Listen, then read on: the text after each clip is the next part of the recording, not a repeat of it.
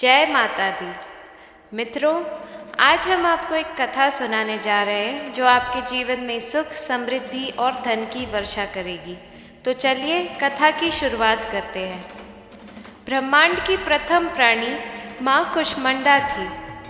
ऐसा माना जाता है कि माँ कुष्मांडा अपनी मंद मुस्कान से इस ब्रह्मांड की रचना करने में सक्षम थी। उन्होंने इस छोटे ब्रह्मांड का निर्माण किया और उनकी मुस्कान ने अंधकार को दूर कर दिया।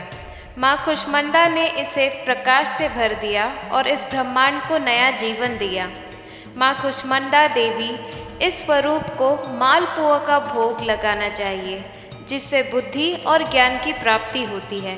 नवरात्रि नव दुर्गा की 9 रातों के त्योहार के चौथे दिन माँ कुष्मांडा की पूजा की जाती है। माना जाता है कि वे स्वास्थ्य में सुधार करती है और धन तथा शक्ति प्रदान करती है। देवी कुष्मांडा के 8 हाथ हैं और इसीलिए उन्हें अष्टभुजा देवी के रूप में भी जाना जाता है। ऐसा माना जाता है कि सिद्धियों और निधियों को प्रदान करने की सारी शक्ति उनकी जप माला में निहित है।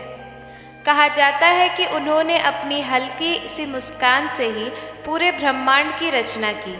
उन्हें कुष्मांडा नामक सफ़ेद कद्दू की बलि भी बहुत पसंद है। ब्रह्मांड और कुष्मांडा से जुड़े होने के कारण वे देवी कुष्मांडा के नाम से लोकप्रिय हैं। उनका निवास अनाहता चक्र में है। कुष्मांडा को 8 से 10 हाथों से दर्शाया गया है, जिनमें त्रिशूल, चक्र, तलवार, हुक, गदा, धनुष, बाण और अमृत तथा रक्त के 2 घड़े हैं। उनका एक हाथ हमेशा अभय मुद्रा में रहता है, जिससे वे अपने सभी भक्तों को आशीर्वाद देती हैं। वे शेर पर सवार हैं। सूर्य संसार को जीवन देता है और देवी कुष्मांडा स्वयं सूर्य की शक्ति है। जब वे सूर्य देव के मूल में निवास करती हैं, तो वे सभी ऊर्जा का स्रोत बन जाती हैं। यह ब्रह्मांड में संतुलन बनाने और सूर्य की किरणों से सभी जीवित प्राणियों को जीवन प्रदान करती है। उनकी शक्ति सूर्य को सभी को जीवन देने की क्षमता देती है, क्योंकि वे स्वयं शक्ति हैं। अगर आप ये कथा सुन रहे हैं तो ध्यान से सुनिएगा। इस कथा को आधा अधूरा छोड़ के जाने की गलती मत करिएगा, क्योंकि इस पवित्र कथा को पूरा सुनने से मनचाहा फल की प्राप्ति होगी। इसीलिए इस कथा को पूरा सुने। आप शिव भक्त हैं तो भोलेनाथ का अनादर ना करें।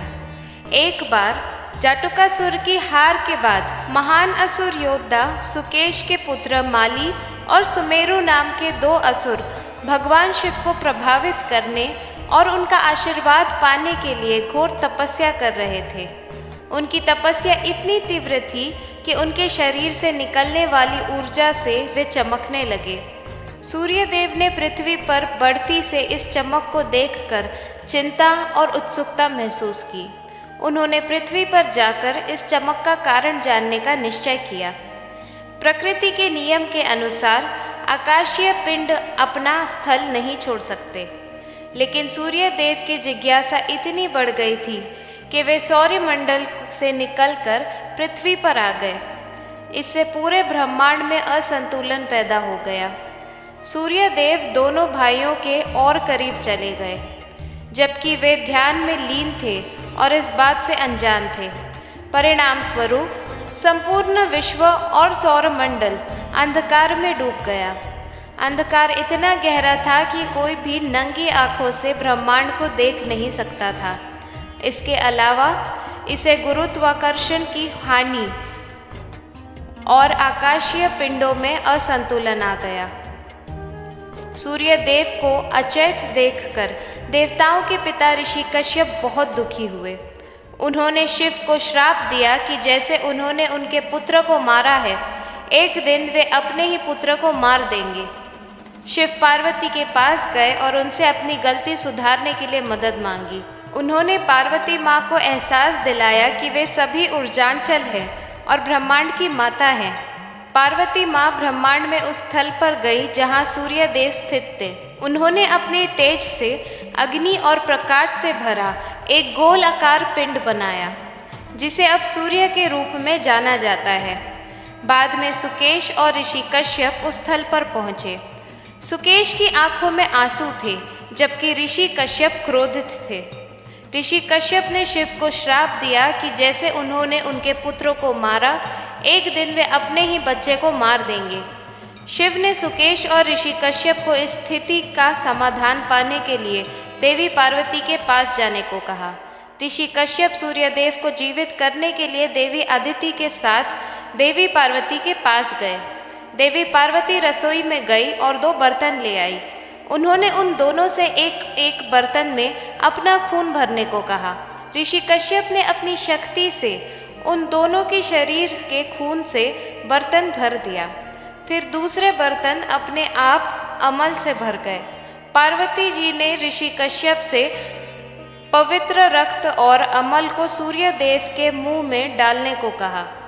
बदले में ऋषि कश्यप ने कहा कि उन्हें एक बच्चा होगा जो पूरे ब्रह्मांड में सबसे महान और सबसे अच्छा भगवान होगा। सुकेश और उनकी पत्नी देव भी माली और सुमेरु की आंख के साथ देवी पार्वती के पास गए। देवी पार्वती ने देव को अपने गर्भ में एक अंडा दिया। बाद में अंडे से पैदा हुए बच्चे राक्षसी निकले। हालांकि देवी पार्वती को उनके अच्छे कर्मों के लिए खुशमंदा नाम दिया गया था। बाद में सूर्य देव ने देवी खुशमंदा से सूर्य लोक में सूर्य आसन में बैठने का निवेदन किया। खुशमंदा में सूर्य के मूल में निवास करने की शक्ति और ताकत है। उनकी चमक सूर्य को उसकी चमक देती है। कहा जाता है कि वे सूर्य देव को दिशा निर्देश देती हैं। माँ भुवनेश्वरी और नव दुर्गा स्वरूप माँ खुशमंदा को समर्पित इस दिन माँ भुवनेश्वरी और माँ खुशमंदा की पूजा की जाती है। पूजा और कथा का श्रवण करने से संतान का भविष्य उज्जवल होता है, भक्तों की पुत्र प्राप्ति की कामना पूरी होती है और आध्यात्मिक ज्ञान का चित्त की शांति और अनुभव होता है। मित्रों, अब आइए सुनते हैं माता दुर्गा की कथा। बहुत समय पहले की बात है। एक गांव में एक कुम्हार अपनी पत्नी और 9 महीने के बच्चे के साथ रहता था। कुम्हार माँ दुर्गा का बहुत बड़ा भक्त था। वे माँ दुर्गा की प्रतिमा बनाकर उसे बाजार में बेचकर अपनी जीविका चलाता था। कुम्हार और उसकी पत्नी प्रतिदिन माँ दुर्गा की पूजा किया करते थे।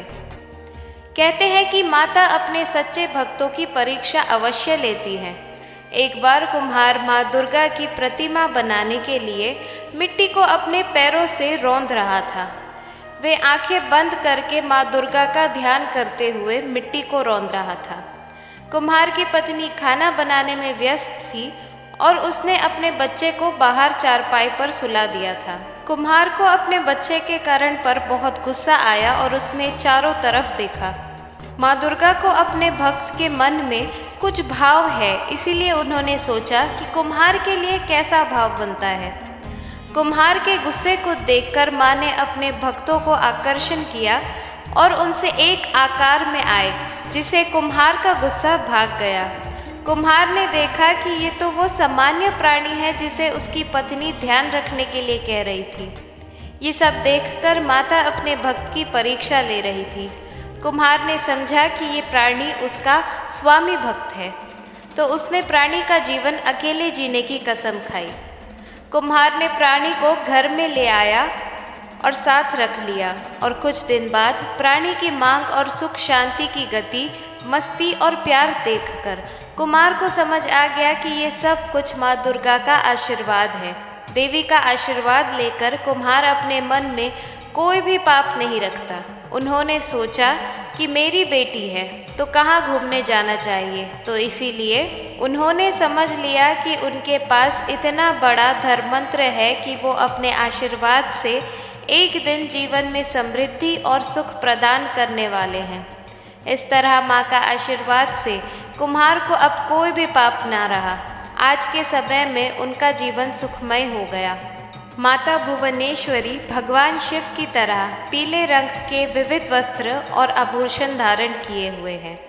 उनके 3 नेत्र और 4 हाथ हैं। उनके 2 हाथों में अंकुश और फांदा है, जबकि बाकी 2 हाथ वरदान और अभय मुद्रा में है।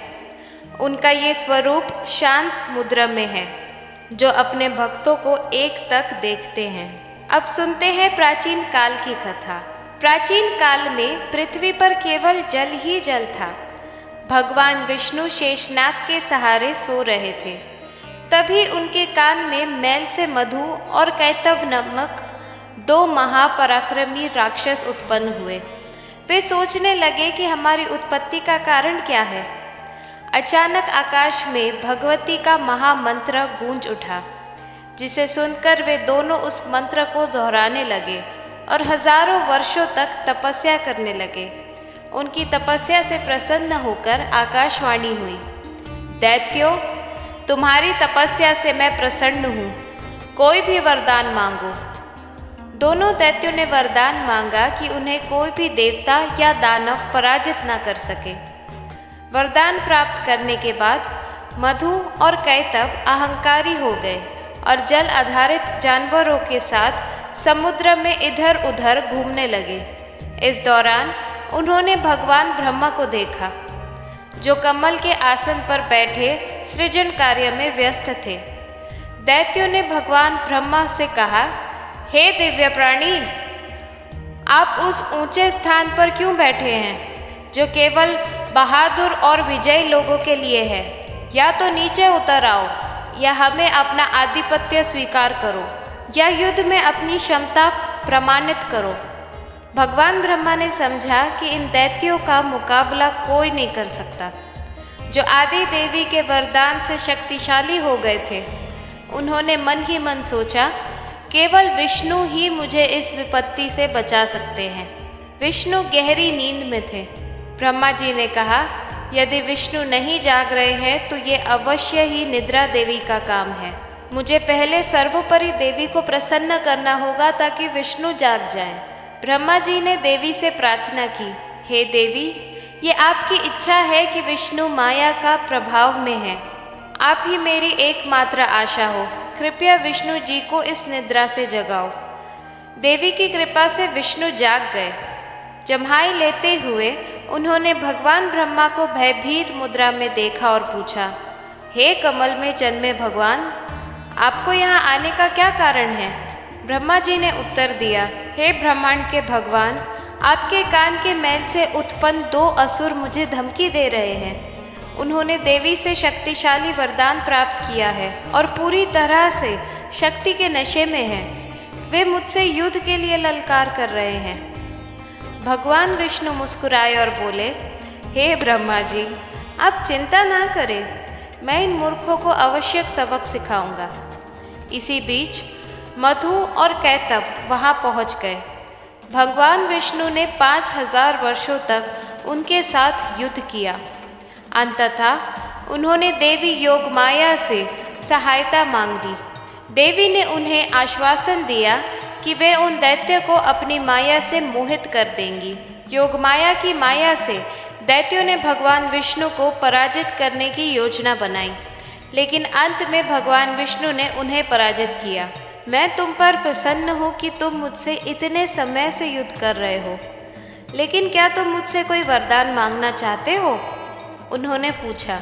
वेद माया के प्रभाव में आ गए थे और उन्होंने कहा, हमारा वध ऐसे स्थान पर करो जहाँ ना जल हो और ना स्थल हो।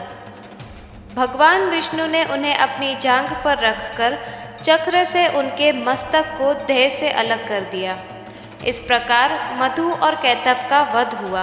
ब्रह्मा, विष्णु और शंकर ने देवी आदि शक्ति योग निद्रा महामाया की स्तुति की।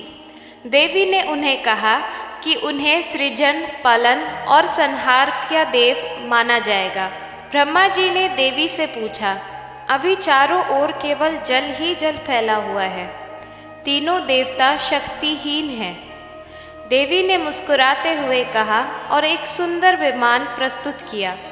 विमान पर बैठकर देवी ने उन्हें अद्भुत चमत्कार दिखाया। वहाँ एक दिव्यांगना बैठी हुई थी, जो रक्त पुष्पों की माला और रक्त वस्त्र धारण किए हुए थी। देवी भुवनेश्वरी त्रिदेव के सम्मुख दृष्टिगोचर हुई, जो सहस्र उदित सूर्य के प्रकाश के समान कांतिमय थी। ये सब देखने के बाद ब्रह्मा और विष्णु ने कहा, ये साक्षात देवी जगदम्बा महामाया है। इन्हीं के साथ ये देवी हम तीनों और संपूर्ण चराचर जगत की कारण रूप है। तीनों देव भगवती भुवनेश्वरी की स्तुति करने के लिए उनके चरणों के निकट गए। देवी भुवनेश्वरी की पूजा करने से भक्तों को आध्यात्मिक ज्ञान और चित्त की शांति का अनुभव होता है। माता भुवनेश्वरी हमें जीवन के 5 तत्वों का मूल्य समझाती हैं और हमारे महत्व के बारे में जागरूक करती हैं। उन्हें शकंबरी और शताक्षी नाम से भी जाना जाता है। उन्हें माता पार्वती का रूप भी माना जाता है। भाद्रपद माह के शुक्ल पक्ष की द्वादशी तिथि को माँ भुवनेश्वरी जयंती मनाई जाती है। माँ भुवनेश्वरी से संबंधित रुद्रवक्त्र भुवनेश्वर रुद्र अवतार है। जय माँ भुवनेश्वरी माता रानी। ओम नमः शिवाय। हे माँ भुवनेश्वरी, अपने सभी भक्तों का कल्याण करना, उनके दुख, दरिद्रता, रोग और कष्टों को हर लेना, उन्हें सुख, समृद्धि और शांति प्रदान करना। जय माता दी। मित्रों, अब आप श्रवण करेंगे माँ कुष्मांडा की कथा। ये कथा जीवन में दयानी और भक्तों को दुख से उभरने वाली है। ये कथा इस प्रकार से है। सौरमंडल की आदिशस्त्री माता कुष्मांडा को समर्पित है। आज के दिन स्वच्छ मन से माता कुष्मांडा की कथा का श्रवण करने से रोग और शोक नष्ट हो जाते हैं। यश, बल, सुख, समृद्धि की प्राप्ति होती है। मन, कर्म, वचन और पवित्रता आती है। माता कुष्मांडा रोग निशिनी है। साथ ही ज्ञान की प्राप्ति होती है और बुद्धि और कौशल का विकास होता है। इन कथाओं को बड़ी श्रद्धा और प्रसन्नचित्त मन से सुनिए। कौशल देश में शौर्य नामक एक निर्धन ब्राह्मण रहता था। वे प्रतिदिन मिलने वाली भिक्षा से अपने परिवार का भरण पोषण करता था। उसके कई बच्चे थे। प्रथा काल वे भिक्षा लेने घर से निकलता और सह लौट आता। देवताओं, पितरों, माँ दुर्गा और अतिथियों की पूजा करने के बाद ही वे स्वयं भोजन ग्रहण करता था। वे भिक्षा को भगवान का प्रसाद समझकर स्वीकार करता था। इतने दुख भरे होने पर भी वे दूसरों की सहायता के लिए सदैव तैयार रहता था। यद्यपि उसके मन में अपार चिंता होती थी, फिर भी वे सदैव धर्म और कर्म में लगा रहता था। उसका अपने इंद्रियों पर पूर्ण नियंत्रण था। वे सदाचारी, धर्मात्मा और सत्यवादी था। उसके हृदय में कभी क्रोध, अहंकार या ईर्ष्या जैसे विकार उत्पन्न नहीं होते थे। एक बार उसके घर के निकट सत्याव्रत नामक एक तेजस्वी ऋषि आए। वे एक प्रसिद्ध तपस्वी थे और मंत्रों और विद्याओं के ज्ञानी थे। उनके आसपास कोई नहीं था। जल्द ही अनेक व्यक्ति उनके दर्शन के लिए आने लगे। शौर्य के हृदय में भी उनसे मिलने की इच्छा जागृत हुई और वे भी उनकी सेवा में उपस्थित हुआ। उसने सत्यव्रत को प्रणाम करते हुए कहा, आपकी बुद्धि अत्यंत विलक्षण है। आप अनेक शस्त्रों, विद्याओं और मंत्रों के ज्ञानी हैं। मैं निर्धन, दरिद्र और असहाय ब्राह्मण हूँ। कृपया मुझे बताएं कि मेरी दरिद्रता कैसे समाप्त हो सकती है। मुनिवर, मेरा ये पूछने का उद्देश्य केवल इतना है कि मुझ में अपने परिवार का भरण पोषण करने की शक्ति आ जाए। धन के अभाव के कारण मैं उन्हें उचित सुविधाएं ना सुख दे पा रहा हूँ। हे दयानिधि, कृपया तपा, दान, व्रत, मंत्र या कोई अन्य उपाय बताने का कष्ट करें, जिससे मैं अपने परिवार का यथोचित भरण पोषण कर सकूं। मुझे केवल इतना ही धन चाहिए जिससे मेरा परिवार सुखी हो जाए। लोगों में मेहरी से सत्यव्रत ने शौर्य को भगवती दुर्गा की महिमा बताते हुए नवरात्रि व्रत करने का परामर्श दिया। सत्यव्रत ने आगे कहा, हे ब्राह्मण, मैं तुम्हें माता कुसुमा की कथा सुनाता हूँ। इसे भली भांति मन लगाकर और स्वच्छ मन से श्रद्धा भाव से सुनो। इस कथा को सुनने मात्र से व्यक्ति के अनेक दुखों का नाश हो जाता है। उससे सुख समृद्धि की प्राप्ति होती है और मन में माँ के प्रति भक्ति भाव जागृत होता है। तो आज मैं तुम्हें कुष्मांडा की कथा का श्रवण करूँगा और माँ भगवती के गुण गाओ। ये उस समय की बात है जब ब्रह्मांड अंधकार से भरा हुआ एक शून्य के समान था। लेकिन फिर दिव्य प्रकाश की एक किरण चारों ओर फैली और अंधेरा उजालों में परिवर्तित होने लगा। उस प्रकाश की कोई सीमा नहीं थी। अचानक एक दिव्य देवी का प्रकाश हुआ जो बदल गई नहीं बल्कि खुद देवी बन गई, माता कुष्मांडा। अपनी मंद हंसी के साथ उस मंद हंसी से ब्रह्मांड उत्पन्न हुआ। इस कारण देवी को मंदा नाम से संबोधित किया गया। देवी कुसुमा की मुस्कान से ब्रह्मांड का जन्म हुआ। उन्होंने पृथ्वी, सभी ग्रह, चंद्र, सूर्य, तारे और आकाश गणगान्विके को जीवन प्रदान करने की क्षमता दी है। कुसुमा देवी के बिना सूर्य शक्तिहीन है। ये देवी की ही शक्ति है। कुसुमा ही शक्तिशाली है। इन्हीं से जग रोशन है। ये एकमात्र ऐसी देवी है जो सूर्य मंडल के भीतर निवास करती है। इनकी पूजा करने से व्यक्ति अनेक कष्टों और पापों से मुक्त हो सकता है। ब्रह्मांड शौर्य माता कुष्मांडा की स्तुति करने से आयु, यश, शक्ति और बुद्धि प्राप्त होती है और सभी रोगों से मुक्ति मिलती है। सभी नकारात्मक शक्तियाँ दूर हो जाती हैं और सभी समस्याओं का समाधान होता है। इनकी पूजा करने से सुख, समृद्धि और उन्नति प्राप्त होती है। दुख, विपत्ति और कष्ट से मुक्ति मिलती है। साथ ही ज्ञान की प्राप्ति होती है और बुद्धि कौशल का विकास होता है। महर्षि सत्यव्रत ने माता कुष्मांडा के गुणों के बखान करते हुए कहा कि उनका रूप अलौकिक है। माता कुष्मांडा की 8 भुजाएं हैं, इसलिए इन्हें अष्टभुजा कहा जाता है। इनके हाथों में कमंडल, धनुष, बाण, कमल, पुष्प, अमृत, पुण्य कलश, चक्र और गदा है। 8वें हाथ में सभी सिद्धियों और निधियों को देने वाली जाप माला है। इस देवी का वाहन सिंह है। संस्कृत में कुमड़े को कुसुमा कहते हैं, इसीलिए इस देवी को कुष्मांडा कहा जाता है। इस देवी की आवास सूर्य मंडल के भीतर लोक में है। सूर्य लोक में रहने की शक्ति, क्षमता केवल इन्हीं में है। इसीलिए इन्हें शरीर की कांति और प्रभा सूर्य के समान चमकती है। इनके ही तेज से 10 दिशाएं अलौकिक है। ब्रह्मांड की सभी वस्तुएं और प्राणियों में इन्हीं का तेज व्याप्त है।